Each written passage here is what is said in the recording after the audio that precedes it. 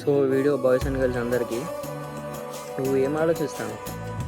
నాకు ఇక లైఫ్ లేదు, వదిలేసి వెళ్ళిపోయింది, నాకు లైఫే లేదు అని ఆలోచిస్తాను. వన్స్ నీ పేరెంట్స్ని థింక్ చేయి, వాళ్ళు నీ గురించి ఎంత స్ట్రగుల్ అవుతున్నారు. 3 to 4 years పరిచయమైన అమ్మాయి కోసం నువ్వు చచ్చిపోతావు, 3 to 4 years పరిచయమైన అబ్బాయి కోసం నువ్వు చచ్చిపోతావు. వాళ్ళు హ్యాపీగానే ఉన్నారు, వాళ్ళు ఒక పర్పస్ కోసం వచ్చిళ్ళు, యూజ్ చేసుకున్నారు, అన్నీ చేసుకున్నారు, వెళ్ళిపోయి వాళ్ళ లైఫ్ ఏదో వాళ్ళు చూసుకున్నారు.